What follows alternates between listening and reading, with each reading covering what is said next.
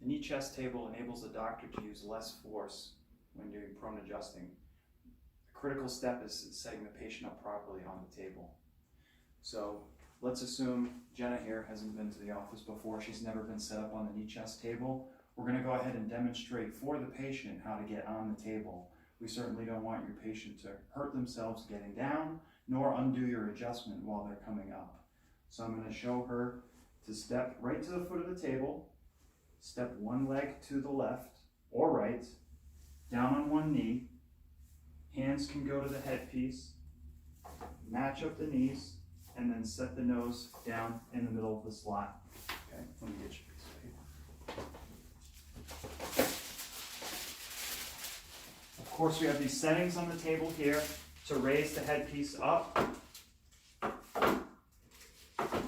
And also here at the head of the table, up higher here. I'm going to put it at the most common setting based on her height.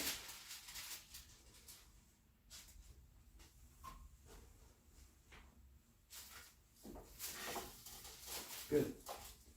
Now the two main things we're looking for here are how level the spine is on the horizontal plane, and also we're looking for the knees to be slightly posterior to the hips. So if I use a reference point of say C7, T1 in the lumbosacral region, and I come on a tangent here, these 2 points look pretty level, so we're in good shape. However, I look down at the femur here, and you can see it's perpendicular to the floor. So I'm going to have her just move the knees back maybe an inch or two. And come up slightly. Yep. Good. So right about there is where most folks, they'll have maximum relaxation of their lumbar spine, and that's what we're trying to achieve. With the knees up too high towards the head of the table, oftentimes you'll encounter some resistance in the lumbar spine. So now the doctor set up before we make the adjustment. I'm going to use an L5 simple listing as our example. I'm going to set that segmental contact point right equidistant between my knees, and I'm going to come up close to the table so my episternal notch is over the spine, so when I make that thrust, it's through the center mass of the vertebra. Patient is going to arch up slightly to expose that spinous. Tissue pull I to S, L to M, oblique contact across the spine. Then you instruct your patient to let the belly drop. So you're going to feed in till that end range of motion of the lumbar spine when that joint is isolated.